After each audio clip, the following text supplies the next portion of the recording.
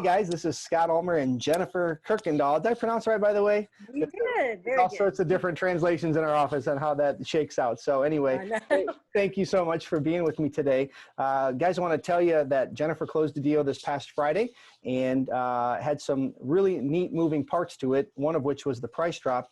We actually were able to secure it and close on it for $100,000 and $110,000 less than the appraised value, which is pretty staggering and certainly doesn't happen every day. And so we've asked Jennifer to just spend a few minutes with us to kind of walk through the process of the deal, the good, the bad, the ugly, what was done right, what was done wrong. Always, how can we improve? That's one of our mantras every day. How can we get better? And so we've asked Jennifer to be open and honest with us on you know, what she did and what she would do again and what she may do differently the next time. And so Jennifer, thank you for being with us. How are you today? I'm good, doing good. Good, good, good, good. Well, congrats on the deal. We're excited for you. That was ended up being really a good deal for you. So, so I just want to kind of talk about it. If you would give me just kind of maybe a 30-second overview on the deal itself, and then we're going to kind of walk through the process. And now this is a little bit of a higher dollar deal for us, correct? Right. And so, what was the actual appraisal value of the home when you first got into the picture?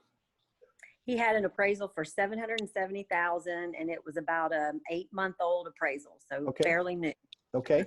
And now, if I'm not mistaken, he built the house, correct? Yes. So anytime you build a home, what I have learned over my years in doing this is that there's certainly a sentimental and emotional attachment to the home, in some ways even more so than someone that has just lived there for a period of time. Did you catch that vibe from the seller? Yes, and I feel that that's why one of the reasons why it took a little longer to sell. He had blood, sweat, and tears in that house. He had put a lot of extra things. It was his forever home, and his children moved away and had children, and they needed help, and the plan in his life just changed. So he loved his house still, but yeah, he lived on the property in the garage that he built as an outdoor garage. He lived there, built the house, took him a lot of time. And he had a lot of pride in the house, a lot. And it is a very nice house. Well, and you know, what's interesting, I actually kind of got the chills when you were saying that. We've had a couple of scenarios like that where someone had built their forever home and had plans to be there literally forever. And life, as we know, can throw curveballs. And I heard this the other day for probably the 100th time. One thing that's guaranteed in life is change. And so, but we had a situation here, one that comes to mind specifically, where same scenario, and there was a family involved. They moved, and grandma, grandpa said, life's too short and we want to go with them. So as we always look for the hot button, what is the motivation? What's kind of the driving factor? Now, I need to say for the record, this was a free and clear home. Yep. He built it himself. So as we say in training, can you be free and clear and still be motivated to sell? You bet, right? Yeah. You don't have to be behind in payments or heading into foreclosure or any sort of distressed situation to have a motivation that would accompany the sale. And so this one was a little bit different, but certainly motivation was there. So, all right, well, as far as the lead was concerned, and by the way, let me ask one other question here, and this is not necessarily rhetorical, but anytime there's an appraisal done on a property, my first question is always, do you mind if I ask the purpose of the appraisal? Appraisals can be construed or misconstrued in many ways. Somebody can have a realtor or broker do a drive-by as what's called a BPO, or broker professional opinion in some cases, and people will say it's an appraisal, or they'll have a refinance of their mortgage or a home equity loan. So those aren't formal appraisals. In this case, your seller had actually went out and paid for a bona fide, full-fledged appraisal for the purpose of selling. Is that correct? That's right. All right. So we did ask him that. And so now we have someone's opinion of the value. Now, we don't have a contract. Most appraisers will appraise a property, and the intent of the appraisal is try to support the contract. They're not necessarily deal killers. They can kill deals, but they're not out to kill deals typically or traditionally. But if they don't have a contract that accompanies their appraisal request, they sometimes can have a bit of a swag and a scientific, wild, you know what guess. Now, they're using comparable sales and facts, obviously, but I have learned in my experience that when they don't have a contract to accompany the appraisal, so you have a seller that's looking to sell, wants to get a value, sometimes the appraisal can come in high or low. It just depends since you don't have a buyer or willing buyer that's on the other end of the transaction. So this one comes in at 770. So let's just kind of walk through it, Jennifer. Where did the lead originate from? Was that a lead we generated for you here? Yes, Jeff got the lead, and I called him back probably once or twice. They did a lot of research on the company, okay, and it was turning into, I was overwhelmed at the price of the house, because I'm new, and I thought, oh my gosh, yeah, $785,000 home. I don't know how I'm going to sell that. Are you crazy? That's how I felt. Very normal, by the way.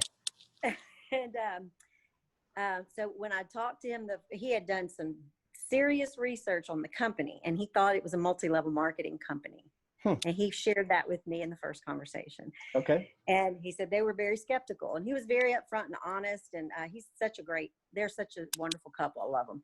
They're very upfront and honest. And he wasn't trying to be mean, but he was really telling me that it just doesn't sound good to me. And he allowed me to set his mind at ease. He was very open to listen.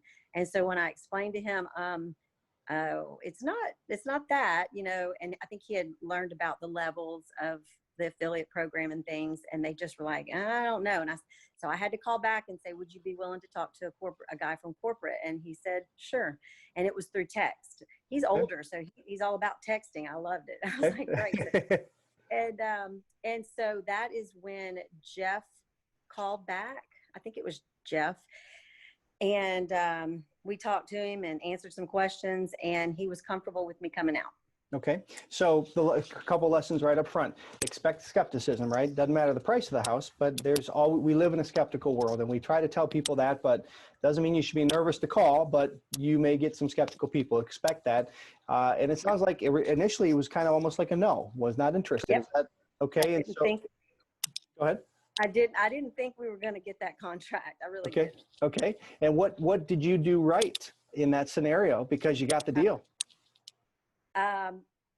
I learned all the rebuttals, okay, and I said them all. Okay. And I just walked through the rebuttals with him. Okay. And then I got Jeff on the phone. Okay. And that helped. So that's what I did right. Mm-hmm. Okay. And you were tenacious. Yes.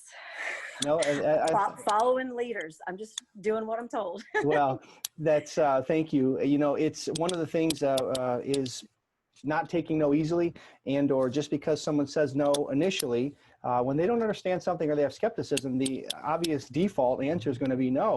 So kudos and credit to you for not just accepting that and sticking with it, because there was an answer there. There was a door there. You didn't know where it was and how to open it, but by pushing and continuing, obviously you were able to do that. And I want everyone listening to know that you can rely on corporate at any point for a call. We are glad to do that, and there is credibility behind that. And certain times that will be a tipping over for people. So I'm glad that you made that offer. And that their age and texting, that's pretty cool. Most of the folks I deal with in that age, they don't like texting. So all right, and so here we go. So we get the contract, and I'm sure that your coach Kyle was helpful in that process. Coach Kyle was great. He's been so great the whole time. If I call him and I'm real with him, I mean, you can ask him. I'm always blowing him up. And I said, and I'll say something. He'll say funny things like, says who? And I'm like, says me. I'm asking. And he's like, oh, no. And he'll just totally turn my thinking around, So he's helped out a lot. Mm-hmm. Good. Yeah, we're a fan. We like Kyle just a little bit. So we like hearing those good things. And of course, it was great to hear that Jeff was helpful in getting the lead to you and kind of warmed up, and obviously there if you needed him with the seller. So all right, so you get the home, beautiful home, free and clear, built by the seller. So we know there's some emotional attachment. Has an appraisal that he got himself that was concluded to be a bona fide legitimate appraisal. So we have every reason to believe it. 770 is where the appraisal comes in. So you take it to market. How was the marketing as a whole? I know you're a higher dollar home. Did you have it sounds like you had some either preconceived notions or just concerns because of the dollar figure. Is that fair? Yes. Was there a big difference in the people you dealt with at that price? And you can be honest. I mean, if the answer is yes, tell me. If it's no, because I usually don't think there's much of a difference. But if you experience that, let me know. Well, there was a big difference in that there were still people calling. There was the same amount of, well, not the same amount. There was less people calling on this house, but it was different in that as I would talk to them, and then they learned about the price when they would ask me about the price, or they'd learn about how much, 2000 it was like. And so it was the price. And it might be a negative on my part. I probably was too open and throwing numbers out to too many people right off the bat and got them scared, probably would be a negative. Okay, and we had a little bit of a technical issue there on my end where the Zoom, it kind of was in slow motion. I assume it'll be recorded as such, but you had said, I think I got the essence that you were very forthright with the price up front. And, but I'm going to ask you just something in there I missed. Could you just say that one more time? I said it probably, me being very upfront with the pricing probably was a negative. Okay. It might have scared some people off that may have been interested, but most people didn't have enough down payment. Okay.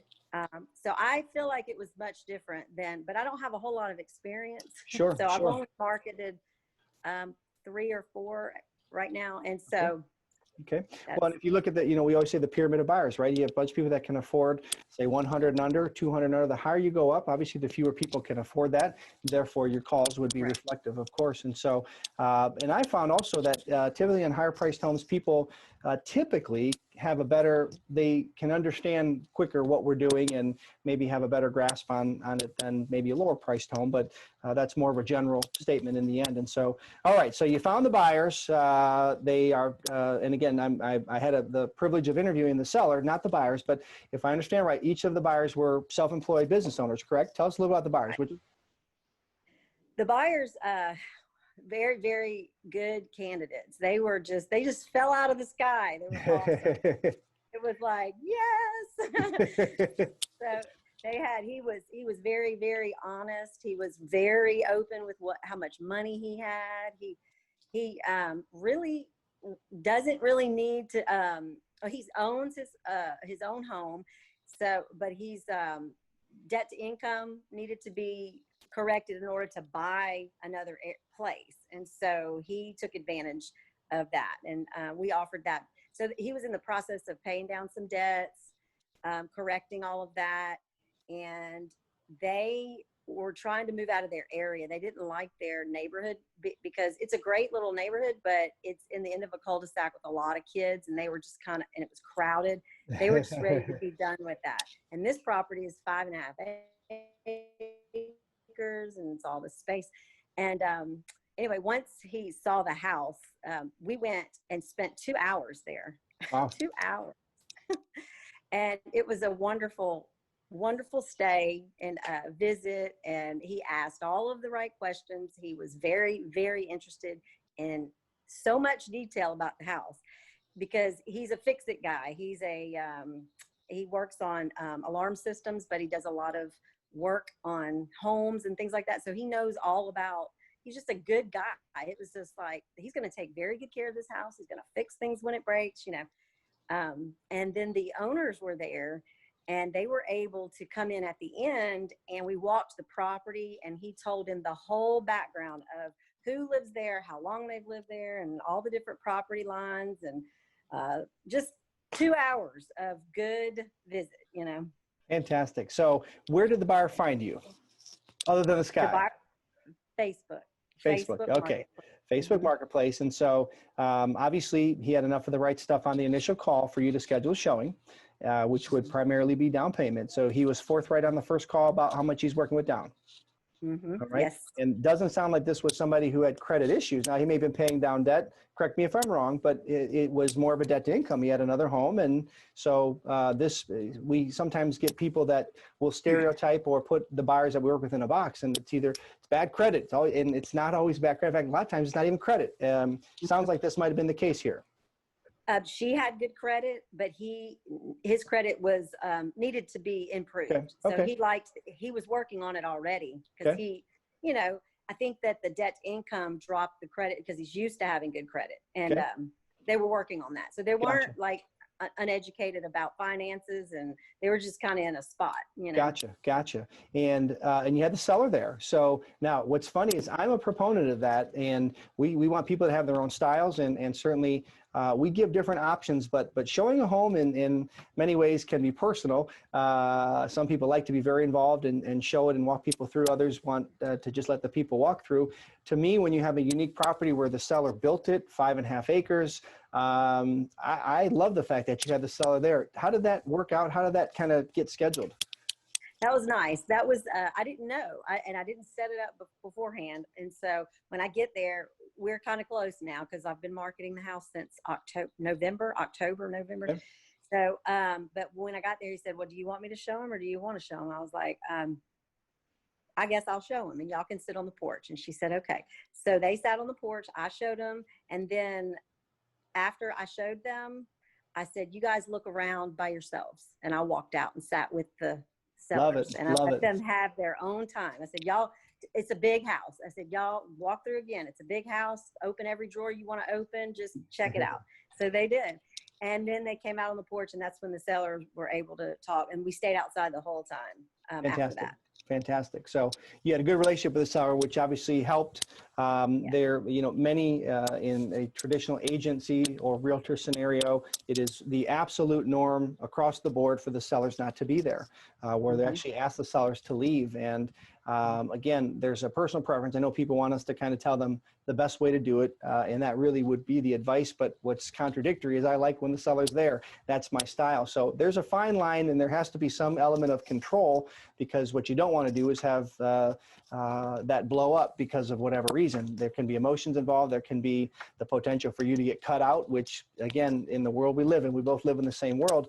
As much as we always try to do the right thing and we always try to do business the right way, doesn't mean that we can't get cut out. And so, again, those things are just things to be aware of at the end of the day. So, okay, so the seller was there, buyer walks through. I love the fact that you told them go through by yourselves, because let's be honest, they're not going to be honest if they may be more with you, but certainly with the seller sitting on the front porch, they're probably going to be a little bit more clammed up. So to walk through by themselves, I think that was a great idea. Obviously, they ended up buying it, so it worked in the end, right? Give them that chance. So, okay, so they go through the house, they have a chance to chat with you and the sellers on the porch.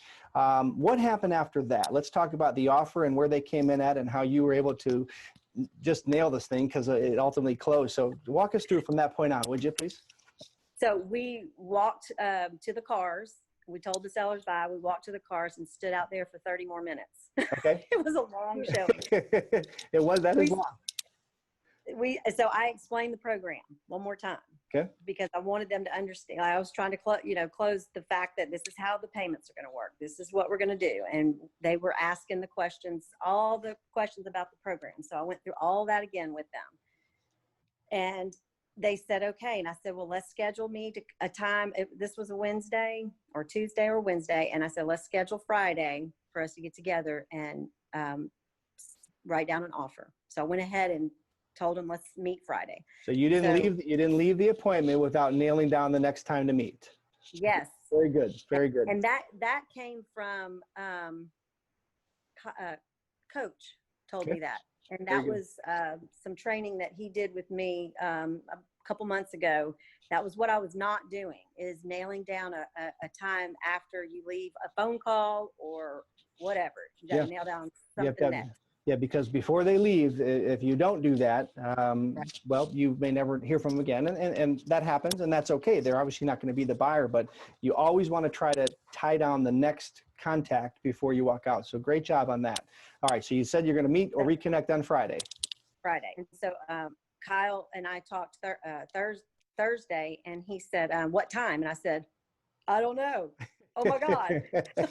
So he said, call him back. I'm like, oh my God. Okay. So I called him back and I said, hey, what time? Just calling to make sure what time we were going to meet on Friday. I'm available, after whatever. Are you guys available? And he said, well, I need to go ahead and tell you that we talked about it and we just think this is too expensive and we just don't want to put our family in this type of strain. I feel like it's a little too high. We're paying $1,500 a month on our current mortgage, and to go all the way up to $3,500 to $4,000 a month. I just don't feel comfortable. He was very honest. He said, I just think it's too expensive. I just don't think that we're able to do that. I really appreciate all your time, but we're going to pass. Yeah. I was like, oh God. I figured, I wasn't holding my breath. So I was like, hey, it's okay. I said, we want you happy and comfortable. I would never want to put you in the situation where you would feel strapped and you couldn't hold up your end of the deal. We want everybody successful here. So Man. I really appreciate you being honest, because if you can't pay it, we don't need to be doing this. Yeah. And he appreciated that. And I said, well, y'all, it was so nice to meet you. We had a great time the other night, and I enjoyed it so much. We did too. And it's nice to meet you. And we got off the phone. Okay. The next day. Now this is Thursday. Friday. Okay, got it. There we go. Which was Friday. He called and said, we got to doing some numbers. I couldn't believe it. We got to, writing down some numbers and looking at it, and we're about to pay off this, and we're about to have that, and we've got this. And I mean, he started talking, and will the seller accept an offer? And I said, he absolutely will. And the reason I was confident about that is that he was so ready. He's so ready to move and be with his children in Hattiesburg. And it's a big house, and he works it. And his wife's always gone with the kids, and he's always home alone. And he has mentioned, well, if we don't sell it this year, we're going to just light a match to it. He makes, so, I mean, he is so ready. He loves it. He's ready to go. He's just, Sure. He's detached. He Sure. has become detached. He's ready to go. Mentally moved on. Yep. And I think that the fact that it lasted this long was part of the success. Sure. And let's not forget, because we don't know when people are going to be watching this, we're kind of on the tail end of coronavirus. And so there was a 60-day plus window. Not that the whole world doesn't remember that or is going to forget that, right? But so there was this really crazy time of which there was zero activity. And so that, I'm sure, only furthered his motivation, and that was outside of our efforts, but certainly was a part of that equation. So the timing certainly, as we say often here, time and circumstance can change a lot of things, right? What a seller wants today, what they'll take tomorrow are two different things. And this would be a case in point. So by the way, I have to ask, when you saw their phone number pop up on your screen Friday morning, that was your face, right? I was like, what? Exactly. So, all right. So he said, would you accept an offer? And you said, absolutely. What happened from there? He asked me, would he go for $650? Actually, he said it on the phone. Like I said, he's very honest and forthright with everything he says. And I said, he will entertain an offer. And we were asking more around between $3,500 and $4,000 a month, because that is what he's going to end up having to pay basically when he gets a mortgage. And we wanted him to be in that range. So, and he knew that. And we were even putting together numbers out when we were talking 30 minutes at the cars. We were even calculating monthly minus the down payment, what he will owe at the end, and monthly, and how much that will look like. And that's why I guess they went home and thought it was too high. But anyway, so he told me $650. And so I just kind of ignored it, let that roll out. And I said, he'll entertain an offer. So, what time do you want me to come? And I can, COVID, there's nowhere to meet. And he said, if you're coming to our area, just come to our house. I was like, okay. So I just went to their house. Fantastic. And I had the applications, and he asked about $750. And I said, I just told him, Kyle told me to get him up to $675. So I did. I said, what about $675? You think you can do that? Because he's like, oh yeah, 25,000 more. That's not going to hardly be but 100 more a month, if that. And he was like, hey, as long as it's under 700. Okay. So that was the key for me. Yep. I remembered that in the seller phone call, because I think that helped him. But anyway. Yeah. So, so that's what happened at the table. We signed all that, and they threw out $3,500 a month. Okay. Which I think his plan was to save $500 a month over the year to help pay down some stuff. Okay. And so I said, all right. we'll go with it. We'll see. Yeah, very good. So couple things I want to point out. So number one, you got in the car, went and accommodated made that happen, number one. Number two, we always want to set our buyers up for what their mortgage is going to be like. We don't want them to have payment shock as best we can avoid that. It can happen, and certain times somebody wants to have a payment today that might be greater tomorrow for their own reasons, and that was the case here. That wasn't entirely out of bounds. Obviously, 3,500 to 4, he was at 3,500, so certainly within the range. And of course, you were encouraging because I know other people could say, oh, 650, oh, you know, man, that's 150. Oh, they could have this negative response, which is going to elicit probably a negative response back. But instead of getting hung up on the price, you knew the seller had motivation, you knew the buyer was capable and obviously had a strong interest, and you obviously formed some sort of a connection there. And so you go to the house just like that, you get them up 25 grand. In the same context or same breath, he kind of indicates that 7 was the top number for them. So now you kind of have that in your back pocket, and in the spirit of, again, we're trying to do right by everybody, which I want to commend you for, because when you handled the no, when they said it's just too expensive, I mean, you just were first class there, Jen, so commending you. That's how we want our people to be representing us. We want people to be happy and have good experience with us. That's paramount. So, you did a great job there. So you get them up, and so then you go back to seller. And I know I got involved at some point. You had already done all the heavy lifting. This phone call for me was relatively easy because I just was going over everything. You laid the foundation, but tell me kind of what happened from there, and we'll kind of wrap this here in just the next couple minutes for the sake of time. But I got to tell you, I hope people enjoy this. I'm fascinated by the whole story, so I'm sure they will be too. So take us from that point to the seller, please. So I feel like you did all the heavy lifting on the phone call because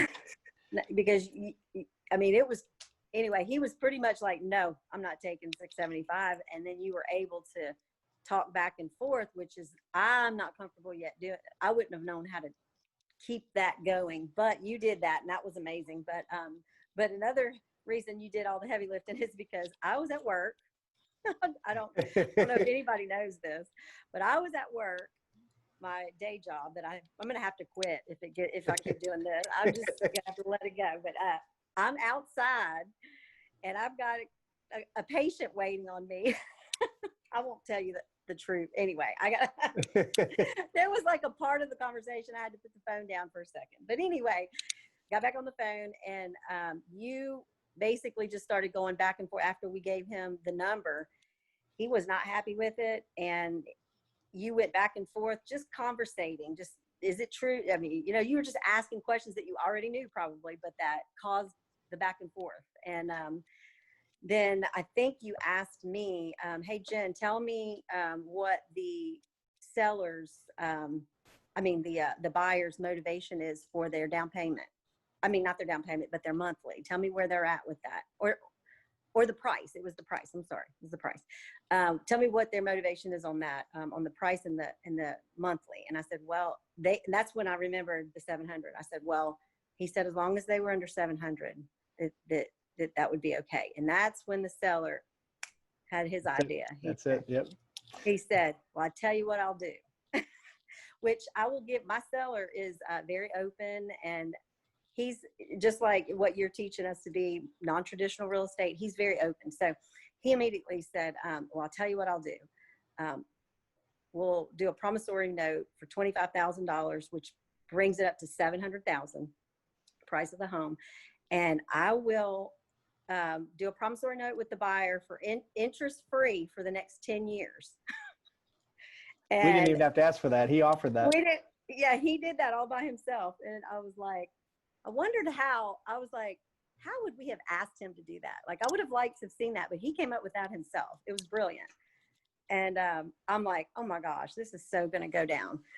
So I knew right then and there. And by the way, there was something about that 700 number. And what I took away from that is that he as the seller, as long as there was a 7 in front of the sale, I think he even said that, by the way, or at least in some way, shape, or form, as long as there was a 7 in front of the sale, they were okay with it. And I think if you had to look behind the curtain, it was all about pride and I built this and we just don't want to let it go for less than 700. So he was even willing to contribute effectively the difference. And of course that is, you'll get payments for the next 10 years, but I suspect it'll get paid off before then. But at the end of the day, that seemed to be the magic number, but we kind of gradually worked to it, right? And candidly, when I got the information that there was a 770 appraisal that we actually had at 785 and that we're asking the seller to take 660, I thought, yeah, this is going to be a tough one here, but you just just never know. So when you are using honey as opposed to vinegar, we get a lot more bees, right? So when you're just genuine and honest, you want people to be happy of someone that wants to sell, has a motivation, someone that wants to buy motivation. And obviously we're able to kind of get in the middle there. Now, before we called the seller, you told me that you had essentially, and I don't remember the term used, but kind of boxed in, so to speak, that the seller said, how much do you want to make here? And this was not at the house with the buyer, I don't think, but at some point in the context of your dialogue, the seller tried to essentially pin you down, correct? Yeah, that was probably about 3 or 4, 5 months ago. Okay. He said, now what is it that you said you wanted to make, or that you're going to make? What's your fee? And I told him 15,000. He kind of said it one more time, like, is that it? Like, is there any more than that? And Yeah. he said, well, is that what you're, I don't know if he said, would you be happy with that? I think I said that, but I was like, I'd be happy with 15. And I went ahead and it's 15. And he said, okay. And I think he was just making sure that I wasn't going to increase that, Sure, at sure, the end of the day. sure. So, Well, and if you think about commission, 5%, if I'm not mistaken, is 35,000. So exactly. of a 700. So at 15, he probably was double perking on the ears to make sure that it was that amount. So I think at the end of the day, he was probably happy with that because, and of course, even though we have a higher price reflected than what we agreed to with the seller, the fact is that he asked you, you told him, and as you'll attest, we honored that, right? We weren't going to go back and try to carve out more or do anything different. So anytime that we say we're going to do something, we'll stand behind it. And by the way, you got the 15, you also kept the first payment. Is that correct? Yes. Okay, which is 35. And the last. Fantastic. Which would be, so you have cash in pocket today of 18.5? It's 18.5. Okay, and then another 3,500 coming at the end of the deal in 12 months when the buyer gets their mortgage. So, so were you happy with it? Very. Good. We were too. And the reason that I got the last is because at the original appointment, he asked, how do I know you're going to stay with us through the rest of this deal, through the term? And I said, well, that's a good question, because I'm going to take the last payment. There you go. That'll keep me coming back. Right. And he was like, okay. And then when we were on the phone the other day, he said, I was explaining to him that I would be bringing him his money. And I reminded him that I would, that the buyer he would concede the 35 first month's payment to me. He's like, yeah, go ahead and take all the money, Jen. Go ahead. He's picking on me. And I was like, well, I'm getting the last one too. And he's like, oh yeah, I know that too. So we played around. I love it. But what's funny is that we are committed to be involved in the deal. We have a moral obligation. We want to see everybody successful. But what we also share is exactly what you just said. There are times the seller, they obviously want us to be involved. And so that very last payment doesn't need to be qualified too much in some cases, because it's the seller's way of keeping us involved, so to speak, until the end. And sounds like that was the case here. So yeah, very much so. Well, I guess I would say I'm going to probably put a whiteboard to this just to show the breakdown because of the fact that there was, by the way, I don't think we shared, the buyer put 35,000 on the table. Is that correct? 34, 35? Right. Okay, right. So the seller also walked with the chunk, and I know the seller was even going to try to go do it on another house, right? He loved what you were doing so much, he wanted to try it on another house, right? That's right. Yeah. He said I taught him how to do it. Very good. Very good. Like Scott taught you how to do that. Well, Jen, so any final thoughts, if you could give advice, insight, words of wisdom to our other affiliates and others looking, what would it be? Advice is just, I had a lot of doubt, and just hang in there and just, I was like, I just don't know how this is going to happen. And it happened. So I think I just kept doing the same thing. I just kept walking through the process. I just kept marketing, kept answering the calls, kept being nice, kept being positive, just keep on keeping on until it happens. And then one other real quick thing I wanted to add that I didn't add about the appraisal.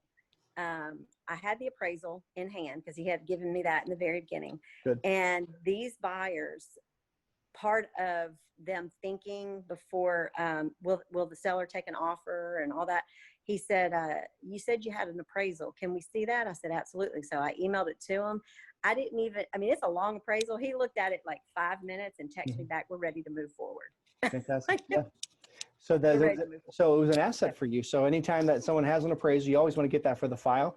And in particular, and by the way, they're feeling really good because they now bought a home that is literally 100,000 under appraised value, and they didn't have to go qualify for a bank loan today. We're able to still have the other home and other things that they're doing, and so I think that they felt really good. Obviously, the seller did, and we're proud of you for doing a great job. So thank you. Great job as a whole. Man, what a great deal. This is one for the books. That's why we're recording it, because of the $100,000 difference. And you did a lot of the things perfectly. So want to commend you. You're a great representation and reflection of us, and we're honored to have you as part of our family.